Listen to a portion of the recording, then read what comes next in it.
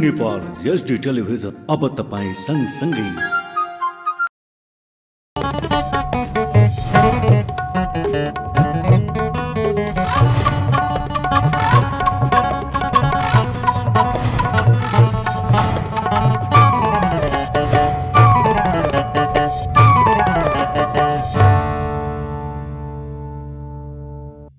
नमस्कार, जी नेपाल न्यूजमा यहाँलाई स्वागत छ। म खेमा जोशी। सुरु गरौं प्रमुख समाचारका शीर्षकहरूबाट।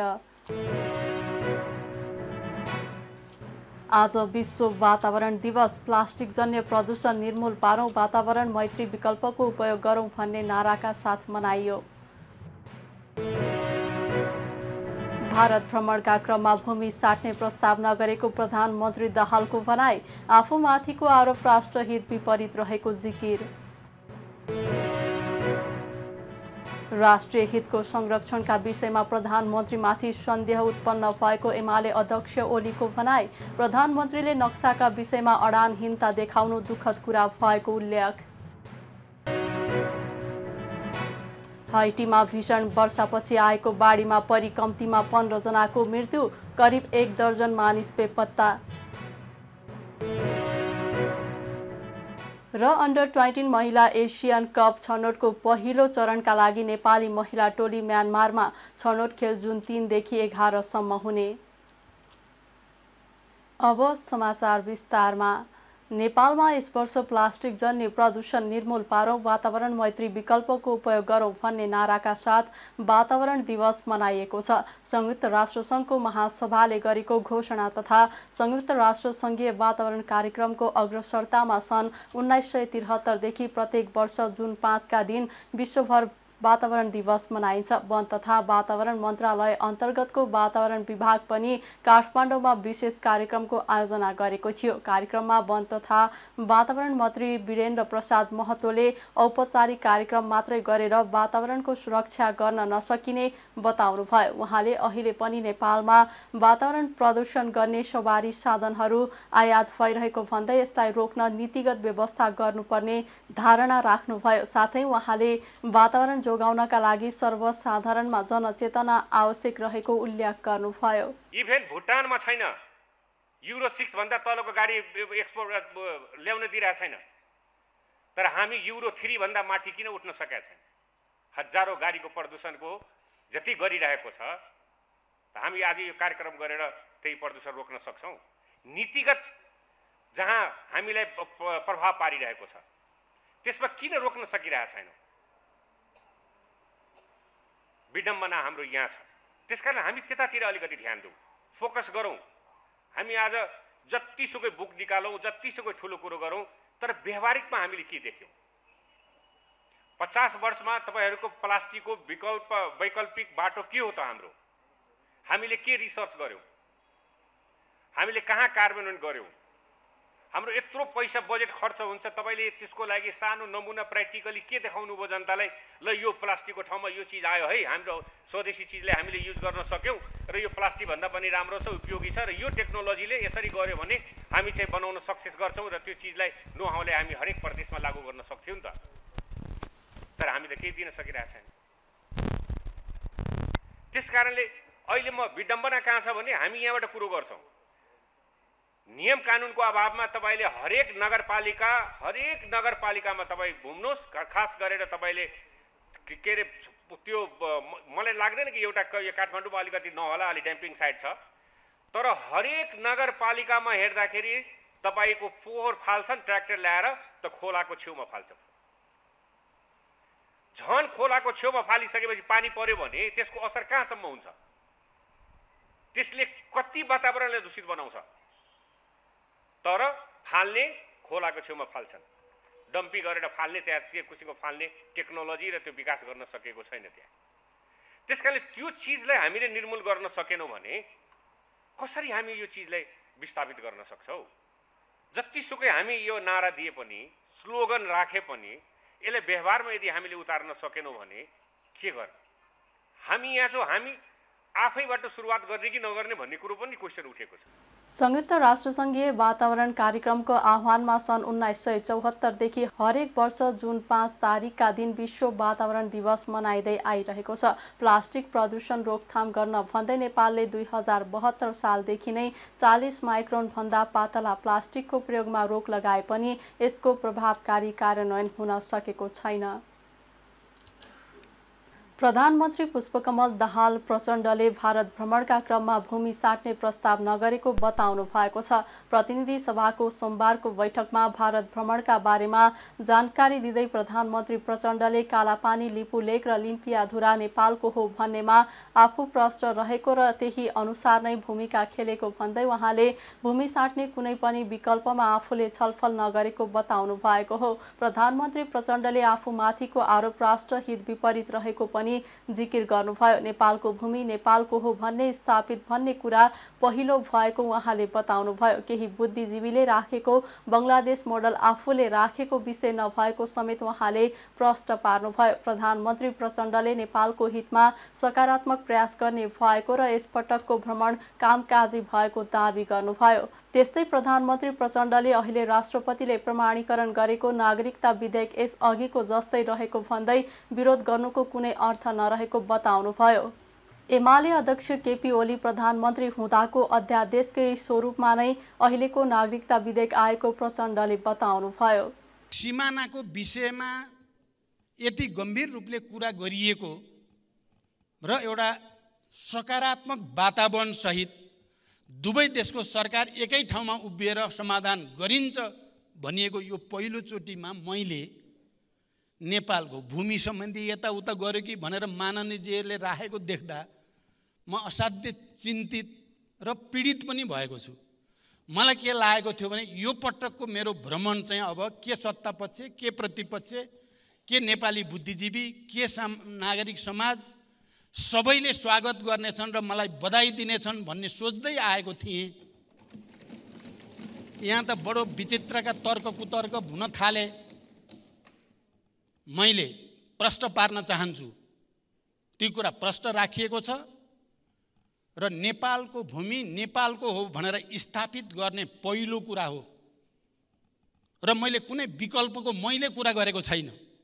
मान्य सदस्यलाई प्रश्न होस्, मैले बोलेका भिडियो पनि छन्, सबै त छँदैछन् प्रमाण हामीसँग। मैले बोलेको कुरा के हो भने नेपालका केही विज्ञहरू, बुद्धिजीवीहरू विभिन्न रूपमा गरेका उनीहरूका अध्ययनका आधारमा उहाँहरूले भनेका कुरा यस्ता पनि छन् मात्रै भनेको छु। मैले यो गर्नुपर्छ भनेकै छैन। मैले त नेपालको भूमि नेपालको हो भन्ने पहिला स्थापित हुनुपर्छ मात्रै भनेको छु। तर केही बुद्धिजीवीहरूले यो भनेको कुरा बङ्गलादेश मोडेलको कुरा मेरो कुरा होइन, मैले भनेको कुरा होइन, तपाईहरुलाई पनि थाहा छ। अझ भन्ने हो भने प्रतिपक्षी दलका जुन नेताले यो विषय उठाउनु भएको छ तपाईहरुसँग नजिक भएका बुद्धिजीवीहरूले भनेका छन् मलाई बङ्गलादेश जाने बाटो पाउने हो भने हुन्छ भनेर। मैले त्यसै भएर विज्ञहरूको कुरा भनेको छु। मैले विज्ञहरूको कुरा भनेको छु। विज्ञहरूले यो पनि भन्ने गरेका छन्। तर मुख्य कुरा त सीमा समस्या हल गर्ने कुरा हो, बाहेक मैले केही पनि भनेको छैन। अनि म माथि आरोप लगाएर अझ बढी राष्ट्रहित विपरीत अब नाम भन्नै बल गर्नुहुन्छ नि त मलाई भन्न केही नि अप्ठ्यारो, तपाईलाई पनि थाहा छ, विज्ञहरूले बोलिराख्नु भएकै छ नि। तर मेरो त्यो प्रस्ताव होइन, यस्ता पनि तर्क छन्। समस्यालाई थाही र दिगो रूपले समाधान गर्न विकल्पहरूबारे पनि छलफल हुन सक्छन्। मात्रै भनिएको कुरालाई अतिरञ्जित ढङ्गले लिन र जनसमुदायमा कन्फ्युजन क्रिएट नगर्न म मान्य सदस्यहरूलाई अनुरोध गर्न चाहन्छु। साँच्चै भन्ने हो भने यो पटकको भ्रमण साँच्चै कामकाजी भ्रमण भएको छ।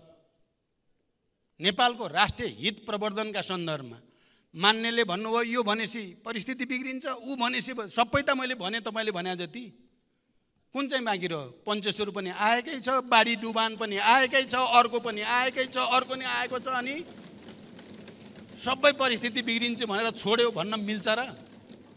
केही पनि छोडिएको छैन। प्रचण्डले यसअघि भएका विषयहरूलाई अहिले ल्याइएको भन्दै नागरिकता विधेयकका विषयमा दुई ठाउँमा बस्नुपर्ने कारण नभएको बताउनुभयो। उहाँले सरकारले निर्णय गर्ने र अदालतले रोक्ने पीडा अहिलेको प्रतिपक्षी र सत्ता पक्षले भोगको पीडा भएकाले अदालतमा पुगेको विषयमा विवाद गर्न नहुने धारणा राख्नुभयो।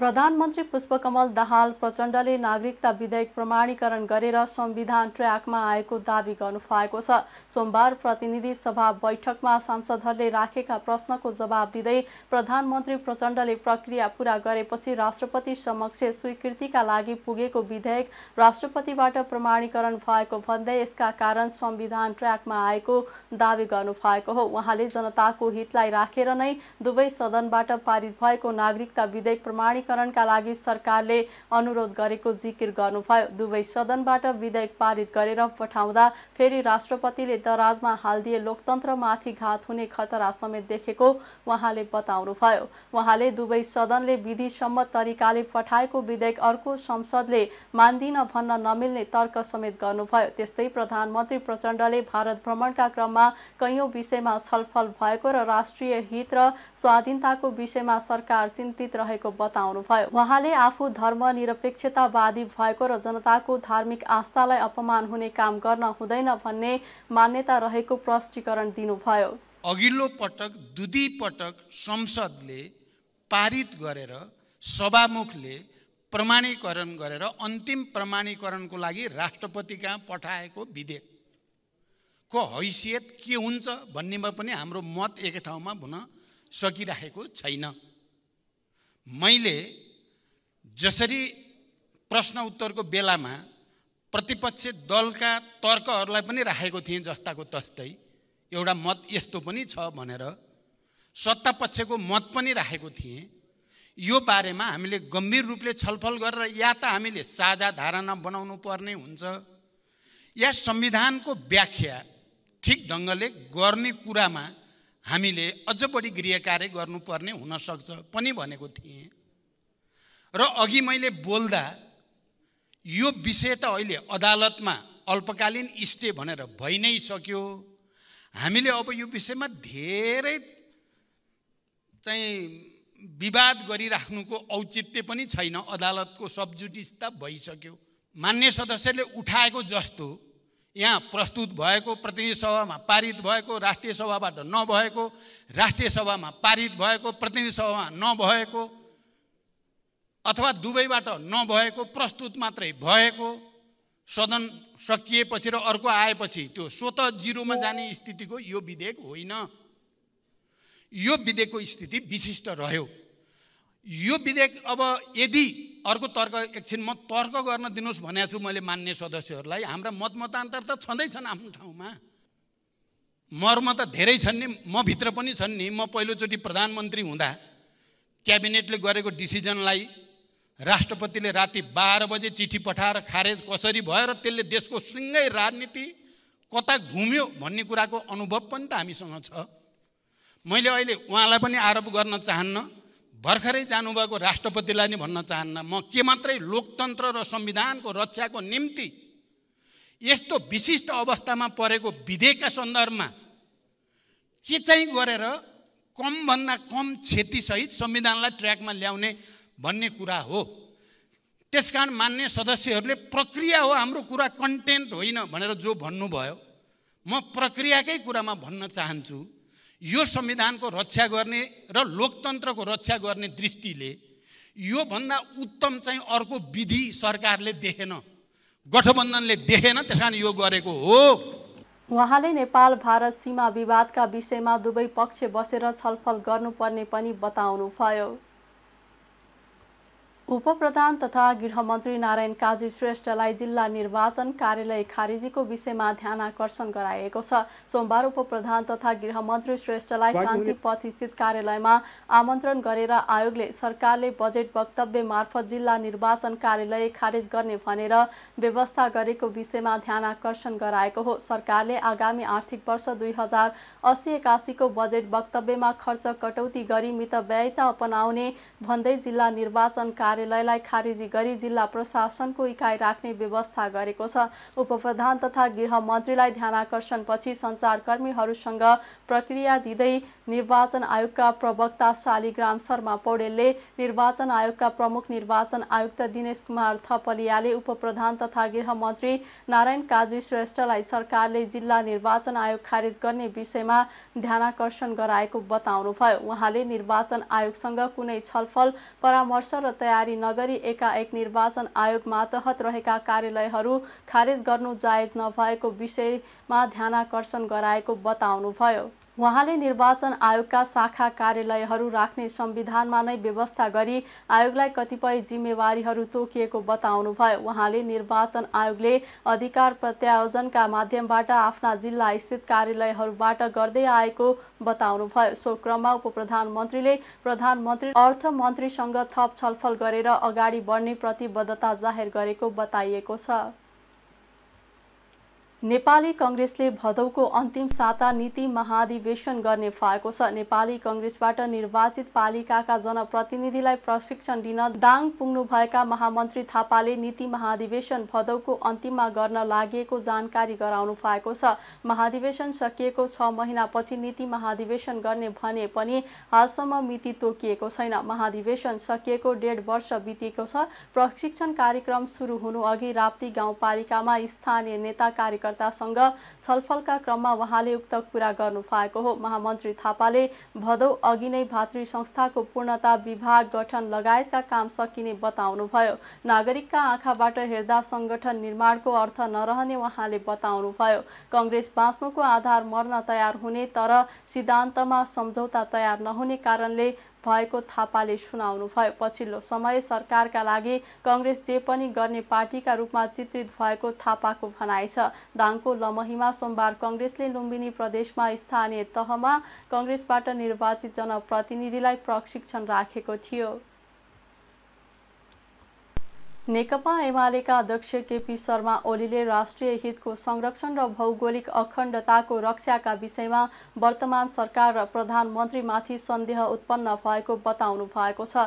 सोमबार प्रतिनिधि सभा बैठकमा बोल्दै ओलीले भारत भ्रमणका क्रममा प्रधानमन्त्रीको व्यवहार र बोलेको कुराले राष्ट्रिय हितको संरक्षण र भौगोलिक अखण्डताको रक्षाका विषयमा सन्देह उत्पन्न भएको बताउनु भएको हो। कम्फर्टेबल बन्न खोज्ने वर्तमान सरकारका प्रधानमन्त्रीले राष्ट्रका सीमा नक्साका विषयमा अडानहीनता देखाउनु दुःखद कुरा भएको उहाँले बताउनुभयो। ओलीले नागरिकता विधेयकलाई संसदमा फेरि ल्याउनु पर्ने र वर्तमान सदनले छलफल गर्न पाउनु पर्ने जिकिर गर्नुभयो। उहाँले लोकतान्त्रिक पद्धति र संसदको विशेष अधिकारलाई मन्त्री परिषदले मिच्न नपाउने उल्लेख गर्नुभयो। कुनै पनि विधेयकलाई सरकार नै नभई सभामुखलाई मात्रै तोक लगाउने अधिकार रहेको ओलीले बताउनुभयो। उहाँले भारत जानु केही घण्टा अघि मात्रै प्रमाणीकरण गर्नुले थप सन्देह उत्पन्न भएको बताउनुभयो। यसलाई यो विधेयकलाई ल्याउनुपर्छ, पार्लियामेन्टमा फेरि ल्याउनुपर्छ, जसो गरेर पनि पार्लियामेन्टमा ल्याउनुपर्छ, पार्लियामेन्टले छलफल गर्न पाउनुपर्छ। यो नयाँ पार्लियामेन्ट हो अनि भूत भइसकेको त्यो विधेयक कहिलेको कुन सभामुखले कस्तो कस्तो तरिका होला हेर्नुहोस् त। फर्मेट छ एउटा सभामुख अग्नि सापकोटाको सिफारिस, कहिलेको सिफारिस, कुन पार्लियामेन्टमा अग्नि सापकोटा हुनुहुन्थ्यो? उतापट्टि बसेका साथीहरूलाई थाहा छ अग्नि सापकोटा कहिलेको पार्लियामेन्टको सभामुख उहाँहरूले देख्नुभएको छ? त्यसमा उहाँहरूले छलफल गर्न पाउनुभएको छ? त्यो भएको छैन कानुन भने कानुन हुनभन्दा अगाडि उहाँहरूले संसदमा छलफल गर्न पाउनु पर्यो कि परेन? त्यसर्थ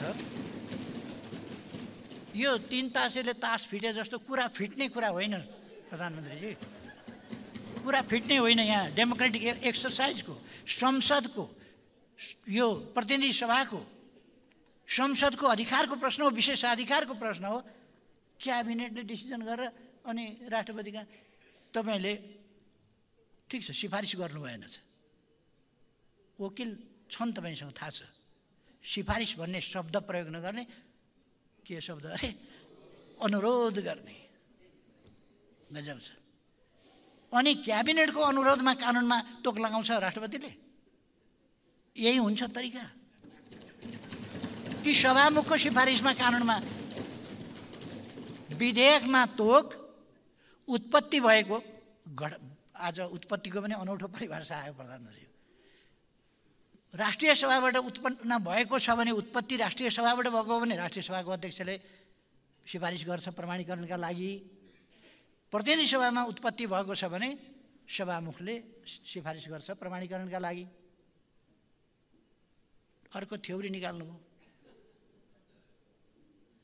यस्तो नयाँ नयाँ फिलोसफी, नयाँ नयाँ थ्योरी निकाल्नुहुन्छ। कहिले कहिले धक्का, क्रमभङ्ग, छलाङ, महाविपत्ति यस्ता शब्द जो जनताले बुझ्दैन यस्ता निकाल्नुहुन्छ। यतातिर अब अहिले साँच्चै गहिरो गरी विचार गरेर ल्याउँदा त उत्पत्ति त सरकारबाट हुने रहेछ विधेयकको त भन्ने पो परिभाषा प्रधानमन्त्रीजीले गर्नुभयो। त सरकारले त संसदमा मस्यौदा पेश गर्ने हो प्रधानमन्त्रीज्यू, मस्यौदा पेश गर्छ संसदबाट, जहाँबाट जुन संसदबाट त्यो विधेयक सुरु हुन्छ त्यसलाई उत्पत्ति भनिन्छ विधेयकको। उत्पत्ति भनेको कसले प्रस्ताव गर्यो, कुन मन्त्रालयले प्रस्ताव गर्यो भनेर उत्पत्ति हुने होइन। त्यसकारण त्यो उत्पत्ति यसरी नल्याउँ। उत्पत्तिको कुरा यहाँले एकदमै भ्रमपूर्ण परिभाषा गर्नुभयो।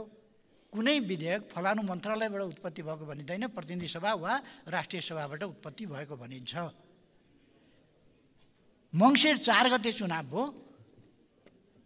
17 गते सम्माननीय प्रधानमन्त्रीज्यू प्लेन चढ्नुभन्दा 2 घन्टा अगाडि लाछाप लगाएर, मान्छे भन्छन् है, मैले देखा होइन, लाछाप लगाएर के गरेर भन्छ नि, त्यो सही छाप गराएर प्रमाणीकरण गरेर खल्तीमा हालेर लिएर जानुभयो भन्छन् मान्छे। मलाई थाहा छैन हो कि होइन। होइन भने त्यति बेलै चाहिँ किन गर्नु पर्यो? त्यो फर्केर आएर किन गर्न सक्नु भएन? मङ्सिरमा किन गर्नु भएन? पुसमा किन गर्नु भएन? माघमा किन गर्नु भएन? फागुनमा किन गर्नु भएन? एउटा सरकार हुँदाखेरि किन गर्नु भएन? एक थरी सहयोगी हुँदा किन गर्नु भएन? अर्को थरी सहयोगी हुँदा किन गर्नु भएन? तपाईँलाई त मजा छ नि। अहिले त चाखिकन एमाले चाखिहेर्नुभयो, फ्यात्त फ्याँक्नुभयो। राष्ट्रपा यसो चाख्नुभयो, फ्यात्त फाल्नुभयो। राप्रपा पनि चाखिहेर्नुभयो, फ्यात्त फाल्नुभयो। अर्को जनमतलाई पनि यसो चाखिहेर्नुभयो, फ्यात्त फाल्नुभयो। अर्को चाखेर यसो सामेल गर्नुभएको छ। अहिले छानी छ। त्यो सधैँ यस्तै दिन आउँदैन नै फेरि।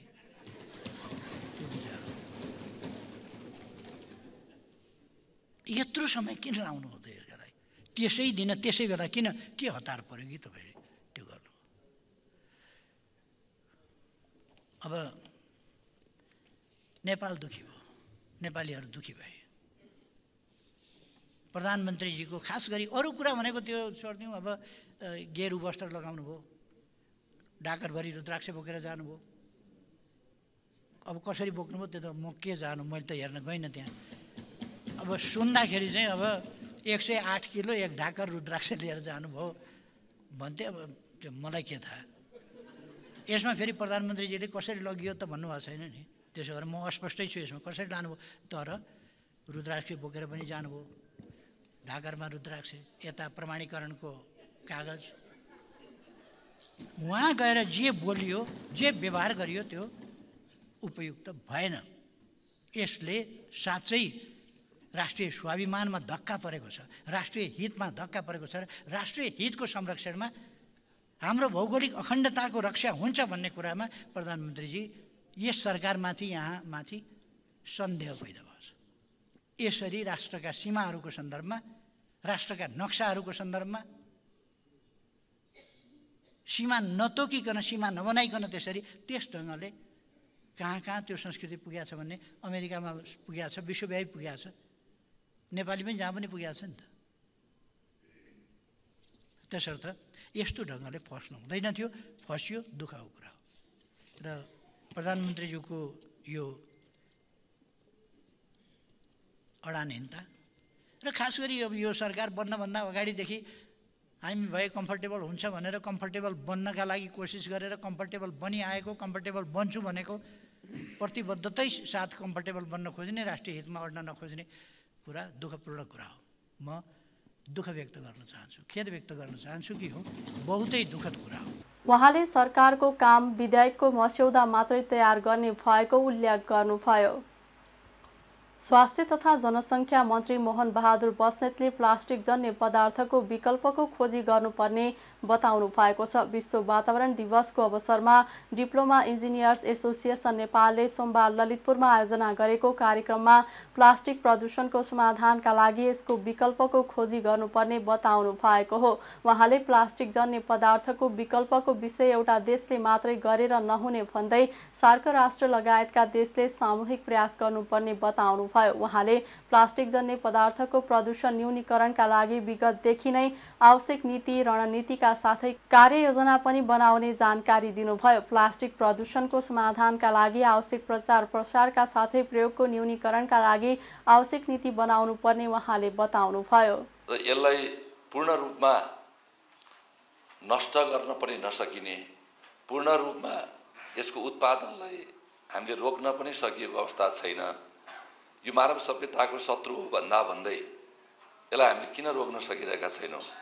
यो एउटा वास्तवमा गम्भीर छलफलको विषय हो। र यो प्लास्टिक जन्य पदार्थका कारणले वातावरणलाई कसरी प्रदूषित गरेको छ मात्रै होइन, कतिपय गाईबस्तुहरूले यो प्लास्टिक चबाएर अन द स्पट डेथ भएको हुन्छ र यसको असर यत्रतत्र जताततै छ। त्यति हुँदाहुँदै पनि हामीले यसलाई नियन्त्रण गर्ने कुरा गर्न सकिरहेका छैनौँ र यो नियन्त्रण गर्नलाई यसलाई न्यूनीकरण गर्दै जानका लागि हामीले यसको विकल्प, यसको अल्टरनेट के हो त प्लास्टिकको अल्टरनेट, त्यो विषयमा पनि हामी गम्भीर हुन सकिरहेका छैनौँ। यो एउटा सङ्गठन, एउटा देशले मात्रै चाहेर यो समस्या समाधान गर्ने सम्भावना चाहिँ यो एकदम कमजोर हुँदै गइरहेको छ। यसको लागि चाहिँ कलेक्टिभ इफोर्ट जरुरी छ भन्ने मलाई लाग्छ। त्यसैले आज यो कलेक्टिभ इफोर्टका लागि सार्क कन्ट्रिजहरूले चाहिँ जुन ढङ्गले प्रयास गरेको छ र आज हामीले यो आयोजक साथीहरूले सार्क डेलिगेट नै यहाँ बोलाएर चाहिँ अब यो क्षेत्रमा विशिष्ट रूपमा काम गरेका व्यक्तित्वहरूलाई बोलाएर आज यो जुन किसिमको एउटा सेमिनार भनौँ अथवा यो छलफलको विषय भनौँ हामीले गरिरहेका छौँ, यो चाहिँ सबैका लागि यो हितकर छ र हामीले चाहिँ भोलि यसबाट आएका असरहरूबाट हामीलाई जुन क्षति पुर्याउँछ यसमा हामीले चाहिँ यो प्रिभेन्टिभ पक्षमा अथवा यसलाई जनचेतनाको हिसाबले हामीले प्रचार प्रसार गर्ने एउटा महत्त्वपूर्ण पक्ष र सरकारी लेभलबाट पनि यसलाई न्यूनीकरण गर्दै जाने कुरामा आवश्यक नीति निर्माणहरू बनाउने कुरा, यो दुवै कुरामा जोड दिनुपर्छ भन्ने मलाई लाग्दछ। र अर्को यहाँ साथीहरूले एउटा कुरा चाहिँ राख्नु भएको छ कि तपाईहरुले तयार गर्नुभएको एक्ट चाहिँ लामो समयदेखि पास भइरहेको अवस्था छैन। अब यो विषयमा मैले म स्वास्थ्य मन्त्रीको हैसियतले, सरकारको प्रतिनिधिको हैसियतले म यो विषयमा सम्बन्धित निकायमा भन्नुस् वा क्याबिनेटमा भन्नुस्, राइट अनरेबल प्राइम मिनिस्टरलाई भन्नुस् अथवा अरू सम्बन्धित व्यक्तिहरूसँग म यो आफ्नो कुरा राख्नेछु। निर्माणका विषयमा पनि हामीले हाम्रो कामलाई गाइड गर्न नीति नै चाहिन्छ, त्यसका लागि पनि हामी लागौँ, सबै कलेक्टिभ इफोर्ट राखौँ। र म व्यक्तिगत रूपमा स्वास्थ्य मन्त्री भएको छु र म हिजो सांसद नहुँदा मन्त्री नहुँदा पनि चाहे यो देशमा महाभूकम्प भन्नुस्, चाहे बाढी पहिरो भन्नुस्, चाहे कोभिड-19बाट प्रभावित भएका जनताहरूको राहतका लागि भन्नुस्, म अहोरात्र सधैँभरि म टिमलाई लिएर, साथीभाइहरूको सहयोग लिएर म अहोरात्र खटेको मान्छे हुँ। कार्यक्रममा सहभागीहरूले प्रदूषण हुने उत्पादनलाई निरुत्साहित गर्ने कार्यमा सहयोग गर्नका लागि उत्प्रेरित गर्नुपर्नेमा जोड दिएका थिए। शिक्षा मन्त्रालयले असोज 2 गते राष्ट्रिय शिक्षा दिवस मनाउने निर्णय गरेको छ। मन्त्रालयले अनिवार्य तथा निशुल्क शिक्षा सम्बन्धी ऐन 2075 प्रमाणीकरण भएको मितिलाई आधार मानेर असोज 2 गते प्रत्येक वर्ष राष्ट्रिय शिक्षा दिवस मनाउने निर्णय गरेको जनाएको छ। मन्त्रालयले सोही अनुसार असोज 2 गते प्रत्येक वर्ष राष्ट्रिय शिक्षा दिवस मनाउन प्रदेश तथा समन्वय समिति महासंघ, नेपाल नगरपालिका सङ्घ, गाउँपालिका महासंघ सबै स्थानीय तहहरूलाई पत्राचार गरेको छ। राष्ट्रिय शिक्षा दिवस 2031 सालदेखि फागुन 12 गतेको दिन मनाउन थालिएको हो। त्यसयता विभिन्न आधारमा फरक फरक मितिमा 2076 सालसम्म मनाइएको राष्ट्रिय शिक्षा दिवस 2077 सालदेखि मनाइएको छैन। स्वतन्त्र ऊर्जा उत्पादकहरूको संस्था नेपाल इपानले प्रधानमन्त्रीको भारत भ्रमणका क्रममा ऊर्जा क्षेत्रमा भएका दीर्घकालीन महत्त्वका सम्झौताहरूको स्वागत गरेको छ। सोमबार काठमाडौँमा पत्रकार सम्मेलन गर्दै इपानले भारत भ्रमणका क्रममा आर्थिक कूटनीतिमा केन्द्रित गरी ऊर्जा व्यापारको लागि महत्त्वपूर्ण पहल गरेको भन्दै प्रधानमन्त्रीप्रति आभार प्रकट समेत गरेको छ। इपानले प्रधानमन्त्रीको भारत भ्रमणपछि ऊर्जा क्षेत्रमा सकारात्मक सञ्चार भएर लगानीको वातावरण बनेको महसुस भएको भन्दै विगत केही वर्षदेखि रोकिएर रहेका करिब 10,500 मेगावाट क्षमता भन्दा बढीका आयोजनाहरूको विद्युत खरिद बिक्री तत्काल खुलाउनका लागि ऊर्जा मन्त्रालय र नेपाल विद्युत प्राधिकरणलाई विशेष निर्देशन दिनको लागि माग गरेको छ। पत्रकार सम्मेलनमा इपानका अध्यक्ष कृष्ण प्रसाद आचार्यले स्वदेशमा अधिकतम विद्युत खपतका साथै विद्युत व्यापारका लागि सरकारले पूर्वाधार निर्माण गर्नुपर्ने बताउनुभयो। उहाँले ऊर्जा क्षेत्रका विषयमा भारतसँग भएको समझदारीले मुलुकको ऊर्जा उत्पादन र व्यापार बढ्ने विश्वास गर्दै यसमा निजी क्षेत्रलाई पनि साथमा लिएर अघि बढ्नुपर्ने उल्लेख गर्नुभयो। 40 मेगावाट सुरु हुँदै गएर अब अहिले 10,000 सम्म कुरा आयो।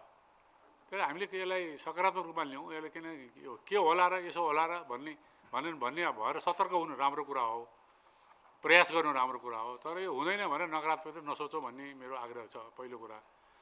दोस्रो कुरा के हो भने नेपालमा भएको हाम्रो अथाह जलस्रोतमा 10,000 मेगावाट भने केही पनि होइन, उनीहरूलाई पनि 10,000 मेगावाट भने केही होइन। तर एउटा कुनै अमाउन्ट भन्न पर्ने भएर 10,000 भनिएको भन्ने मलाई लाग्छ र त्यसले चाहिँ अब बाटो खुल्यो भन्ने अर्थमा बुझ्नुपर्छ। र बङ्गलादेशसितको पनि 40 मेगावाट सुरुवात हो त्यो पनि, र हामी जानुपर्ने भारतकै बाटो भएर भारतसितको चाहिँ समझदारी बिना चाहिँ हामी त्यो सम्भव छैन र त्यो समझदारी बन्दै गइरहेको छ। र हामीलाई भारतलाई भन्दा पनि अझ चाहिँ यो ग्रिन इनर्जीको आवश्यकता चाहिँ बङ्गलादेश भएको हुनाले बङ्गलादेशले पनि यसमा चाहिँ नेपालबाट चाहिँ ऊर्जा खरिद गर्नको निमित्त उसले पनि पहल गरिरहेको छ। कूटनीतिक पहल उसकोबाट भइरहेको हुनाले हामी आशावादी हौँ। यो हुँदैन र भनेर नकारात्मक कुरा किन सोच्ने, कसरी हुन्छ, कसरी राम्रो बनाउँछ भन्नेतिर जानु चाहिँ उपयुक्त हुन्छ भन्ने मलाई लाग्छ। र म पत्रकार बन्धुहरूलाई, हाम्रो मिडियाका साथीहरूलाई पनि यस्ता कुरालाई सकारात्मक तरिकाले अगाडि बढायो भने दबाब अर्कै सकारात्मक दबाब पर्छ, नकारात्मक कुरा गऱ्यो भने फेरि त्यसको असर पनि फेरि त्यस्तै पर्न सक्छ। त्यस कारण मेरो आग्रह के हो भने, हाम्रो आग्रह इपानको हाम्रो आग्रह के हो भने हामी एउटा नयाँ क्षतितिर प्रवेश गर्दैछौँ र यसलाई सबैले हामी स्वागत गरौँ। र यसो भनिरहँदा के पनि भन्न हामीले बिर्सनु हुँदैन र गर्न बिर्सनु हुँदैन भने विद्युतको खपत देशभित्र कसरी बढाउने भन्ने कुरा सबैभन्दा पहिलो कुरा हो। देशभित्रै खपत बढाउने कुरा पनि सरकारले एकदम महत्त्वपूर्ण भूमिका खेल्नुपर्छ। र अहिले जसरी चाहिँ विद्युत प्राधिकरणले मात्र एक्लै व्यापार गरिरहेको छ त्यसलाई खुला अरू निजी क्षेत्रले खुला गरिदिनुपर्छ र सरकारले ट्रान्समिसन लाइन सबस्टेसनहरू बनाउने र धेरै जसो अहिले पनि कतिपय उद्योगहरूमा अझै पनि लोड सेडिङ छ। हामी बत्ती बाल्ने कुरामा लोड सेडिङ अन्त्य भएका छौँ, तर औद्योगिक खपतमा चाहिँ हामी अझै पनि लोड सेडिङ बेहोरिरहेका छौँ। गार्हस्थ्यमा हाम्रो प्रयोग चाहिँ अझै भइसकेको छैन। हाम्रो जोड के हो भने खपत बढाउने, आन्तरिक खपत पनि बाह्य निर्यातमा पनि। त्यसकारण यस दिशातर्फ यसपटकको भ्रमणले महत्त्वपूर्ण चाहिँ काम गरेको हुनाले हामीले यहाँहरूलाई सबैले बोलाएर यो कुरा भन्न चाहेका हौँ र हामी यसमा चाहिँ उत्साहित छौँ, खुसी छौँ भन्ने कुरा यहाँ व्यक्त गर्न चाहेका हौँ। त्यसकारण यहाँहरूले सबैले मिडियाका साथीहरूले त्यसरी नै बुझिदिनु होला। अब बङ्गलादेश कति जाला, कसरी जाला भन्ने भन्दा पनि जाने बाटो खुलेर चाहिँ ढोका नक भयो, नक ढोकेपछि ढोका खुल्छ नि त, खुलिसकेपछि त्यसपछि बिस्तारै प्रवेश हुँदै जाने हो। बन्दै थियो यसभन्दा अगाडि, खुला हुन लागेको छ। इन्डियामा बन्दै थियो, खुला भयो, अझै बढ्दै जाला। त्यसकारण चाहिँ भविष्य चाहिँ उज्जवल छ, ऊर्जा क्षेत्रको भविष्य, नेपालको जलविद्युत क्षेत्रको भविष्य उज्जवल छ र त्यसमा चाहिँ सबैको सहयोग रहनुपर्छ र वातावरण बनाउनुपर्छ। र भारतसितको हामीले कुराकानी गर्दाखेरि हाम्रो चाहिँ पहिलो भनौँ न, पहिलो र अर्को विकल्प नभएको मुलुक हामीले भारत निर्यात गर्ने मुलुक भनेको भारत नै हो। त्यसमा भारतसितै कुराहरूलाई चाहिँ सकारात्मक दृष्टिकोणले हेरेर भारतीय पक्षलाई पनि चिडाउने कुरा भन्दा पनि भनौँ न उनीहरूसित चाहिँ हामी सहकार्य गर्ने कुरामा हामी जानुपर्छ भन्ने कुरा मैले राख्न चाहेँ। त्यस्तै इपानले 21औं वार्षिक साधारण सभा ज्येष्ठ 32 गते काठमाडौँमा हुने जनाएको छ। उपत्यकावासी व्यवस्थापन तथा सहयोग सङ्घर्ष समितिले काठमाडौँमा विरोध प्रदर्शन गरेको छ। सोमबार काठमाडौँको माइतीघर मण्डलामा उनीहरूले विरोध प्रदर्शन गरेका हुन्। उनीहरूले सोवासीहरूको भूमि दर्ता रोक्का फुकुवा गर्न र लाल पूर्जा दिने व्यवस्था गर्न माग गर्दै विरोध जनाएका हुन्। उनीहरूले मूलवासीहरूको भूमि अधिकार सुनिश्चित गरियो, सोवासीहरूको हक हनन, जग्गा धनी पूर्जा पाउन छिटो दर्ता खोल नए सरकार, सोवासीहरूको भूमि दर्ता फुकुवा गर, हाम्रो संवैधानिक हक राज्यले गर्यो उल्लङ्घन लगायतका नारा र प्लेकार्ड बोकी विरोध प्रदर्शन गरेका थिए। यस वर्ष देशभर झण्डै 600 झोलुङ्गे पुल निर्माण गरिने भएको छ। एक दिनमा 2 झोलुङ्गे पुल बनाउने योजना अनुसार 730 पुल निर्माण गर्ने लक्ष्य भए पनि बजेट अभावका कारण त्योभन्दा केही कम सङ्ख्यामा सम्पन्न हुन लागेको हो। पुराना क्रमागत काम भए पनि नयाँ पुलमा बजेट कमीले गर्दा नयाँ ठेक्का आह्वान गर्न नसकेको स्थानीय पूर्वाधार विभागले जनाएको छ। 2 वर्ष पहिले र गत वर्ष सुरु भएका पुल निर्माण सम्पन्न गर्न लागेको छ। पुल निर्माण तीनै तहबाट हुने भए पनि छुट्टा छुट्टै नभएर आपसी समन्वयमा हुने गरेको विभागको भनाइ छ। विभागले खास गरी ग्रामीण भेगका नागरिकलाई नदी पार गर्न सजिलो होस् भनी पुल निर्माण गर्दै आएको छ। झोलुङ्गे पुल बनेको केही वर्षभित्रै सडक पुल बन्ने ठाउँ भन्दा पनि अझै केही वर्ष नबन्ने देखिएको स्थानलाई प्राथमिकतामा राखिएको विभागले बताउँदै आएको छ। 4-5 वर्षमा नै त्यहाँ मोटर गुड्ने पुल बनाइने स्थानमा झोलुङ्गे पुलको औचित्य नभएको उपमहानिर्देशक शाहले बताउनुभयो। चालु आर्थिक वर्ष आगामी आर्थिक वर्षमा पनि अब तराईमा झोलुङ्गे पुलको योजना कम रहेको छ। काठमाडौँ उपत्यकामा भने त्यस्तो योजना नै छैन। कोरोना भाइरसको संक्रमण शून्यमा छरेको छ। स्वास्थ्य तथा जनसङ्ख्या मन्त्रालयले हिजो सार्वजनिक गरेको तथ्याङ्कमा 760 जनामा गरिएको परीक्षणमा संक्रमित सङ्ख्या शून्य रहेको छ। अहिलेसम्म सक्रिय संक्रमित 17 जना रहेका छन्। कोही पनि संक्रमितलाई सघन उपचार कक्ष, आइसियु र भेन्टिलेटरमा राख्नु परेको छैन। यही जेठ महिनादेखि नेपालमा पनि कोरोना भाइरस विरुद्धको खोपको प्रभावले र छिमेकी देश भारतमा पनि संक्रमण कम भएपछि नेपाल संक्रमण कम हुँदै गएको हो। गएको चैत्रमा नयाँ भेरिएन्ट ओमिक्रोन XBB 1.16 देखिएपछि नेपालमा संक्रमण बढिरहेको थियो। नेपालमा कोरोना भाइरसको संक्रमण न्यून हुँदै गएपछि मास्कको प्रयोगलाई पनि स्वैच्छिक बनाइएको छ। विश्व स्वास्थ्य सङ्गठनले पनि कोरोना भाइरस न्यून हुँदै गएपछि गएको वैशाख 22 गते कोभिड-19 जनस्वास्थ्यको आपतकाल नरहेको घोषणा गरेको थियो। तराईका जिल्लामा अझै केही दिन तातो हावा र लू चल्ने सम्भावना रहेको मौसमविदले बताएका छन्। केही दिनदेखि तराईका धेरैजसो जिल्लाको अधिकतम तापक्रम 40 डिग्री सेल्सियस भन्दा धेरै छ। केही ठाउँमा 41 डिग्री सेल्सियसको हाराहारीमा समेत पुगेको छ। बिहान सबेरैदेखि बेलुकासम्म नै घाम चर्किँदा तराईका जिल्लाको जनजीवन प्रभावित भएको छ। मौसमविदका अनुसार अधिकतम सँगै न्यूनतम तापक्रम समेत बढिरहेकाले गर्मी धेरै भएको छ। अझै केही दिनको मौसम यस्तै रहने अनुमान रहेकाले सतर्कता अपनाउन मौसमविदको सुझाव छ। यस्तै पहाडी जिल्लामा पनि गर्मी बढेको छ। पहाडी केही ठाउँमा बेलुकी पख मौसम आंशिक बदली भए पनि पानी परेको छैन। गर्मी लगातार बढिरहेकाले खानपान र सरसफाइमा ख्याल गर्न स्वास्थ्य विज्ञले आग्रह गर्दै आएका छन्। यस्तै फलफुलको रस र शुद्ध पानी र धेरै पसिना बगे कहिलेकाहीँ जीवनजल पिउन, चिसो पानीले नुहाउन, चिया, कफी, सोडा जस्ता पेय पदार्थ नपिउन, खेतबारीको काम सकभर बिहान र बेलुका मात्रै गर्न तथा दाल, सुप जस्ता नुनिलो झोल पदार्थ पिउन डाक्टरको सुझाव छ। गर्मी, तातो हावा र लूका कारण श्वास फेर्न गाह्रो भए, टाउको बेस्सरी दुखे, छाला रातो वा तातो भए र बेहोस हुने जस्ता स्वास्थ्य समस्या देखे तुरुन्त अस्पताल लैजान डाक्टरको सल्लाह छ। नारायणगढ मुगलिन सडक खण्ड अन्तर्गत सिमला तालबाट त्रिशुली नदीमा टिप्पर खस्दा चालक घाइते भएका छन्। नारायणगढबाट मुगलिनतर्फ जाँदै गरेको बागमती प्रदेश 3001 क 0140 नम्बरको सिमेन्ट बोकेको टिप्पर अनियन्त्रित भई त्रिशुलीमा खसेको हो। मकवानपुरको हेटौडा उपमहानगरपालिका 19 वर्ष माडीका 32 वर्षीय चालक प्रदीप थिङ घाइते भएको जिल्ला प्रहरी कार्यालय चितवनले जनाएको छ। उनको चितवन मेडिकल कलेजमा उपचार भइरहेको छ। टिप्पर नदीबाट निकाल्न सकिएको छैन। अब अर्थ समाचार। हिजो आइतबार 53 अङ्कले बढेको शेयर बजार आज सोमबार भने दोहोरो अङ्कले घटेको छ। शेयर बजार परिसूचक नेप्से आज 17.38 अङ्कले घटेर 1901.99 बिन्दुमा छरेको छ। आज सबै समूहको शेयर घटेर बजार राताम्य भएको छ। बजार घटे पनि कारोबार रकम भने बढेको छ।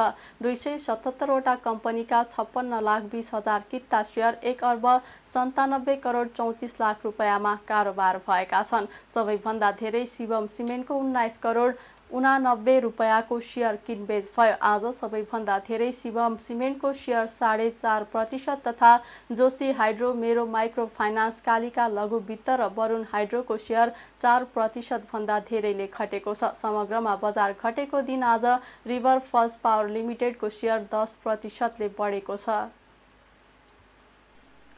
सरकारले वातावरण संरक्षणका लागि भन्दै प्रतिबन्ध घोषणा गरेको 10 महिनामा प्लास्टिकका फूलमालाको आयात निर्बाध रूपमा भइरहेको पाइएको छ।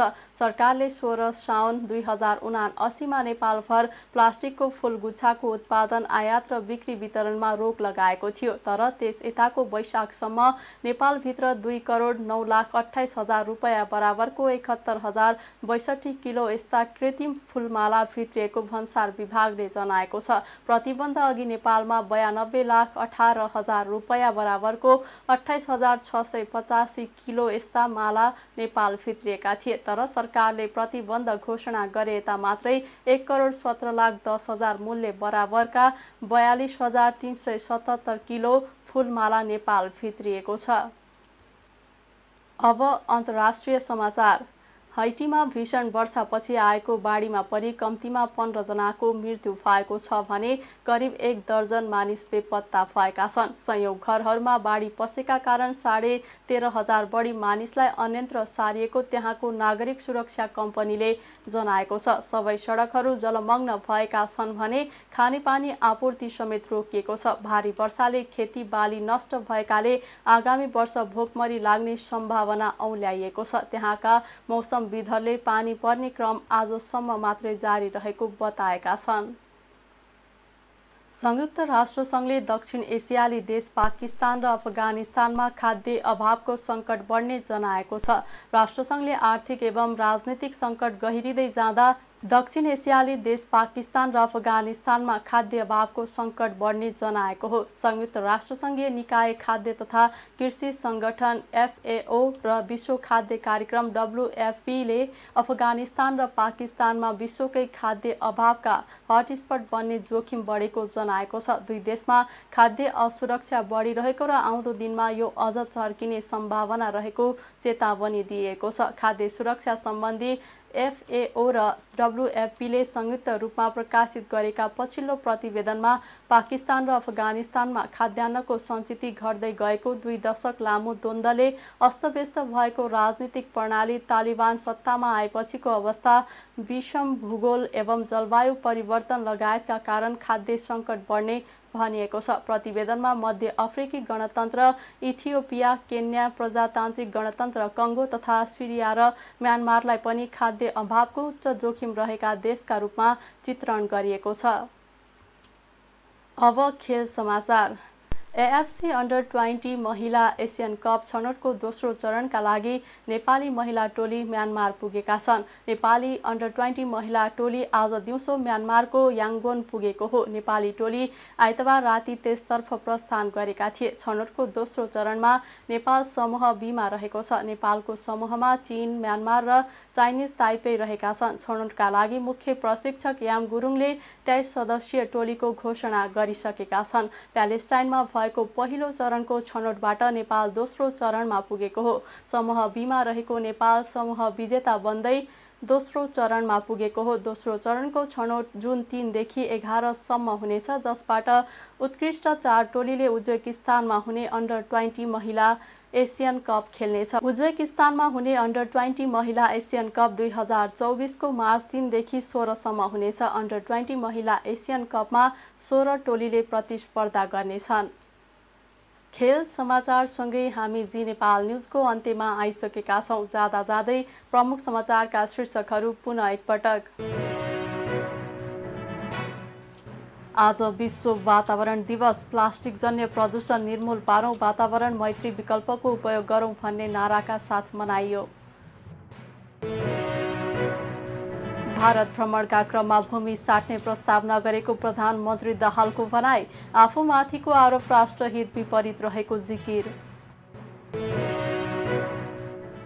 राष्ट्रिय हितको संरक्षणका विषयमा प्रधानमन्त्रीमाथि सन्देह उत्पन्न भएको एमाले अध्यक्ष ओलीको भनाई।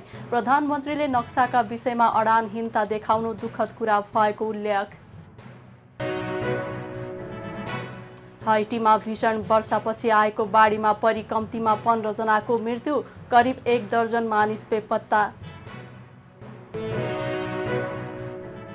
र अन्डर-20 महिला एसियन कप छनौटको पहिलो चरणका लागि नेपाली महिला टोली म्यानमारमा छनौट खेल जुन 3 देखि 11 सम्म हुने। प्रमुख समाचारका शीर्षकसँगै अहिलेका लागि जी नेपाल न्युज सकियो। ताजा समाचार र मनोरञ्जनका लागि जी नेपाल 4K टेलिभिजन हेर्दै गर्नुहोला। नमस्कार।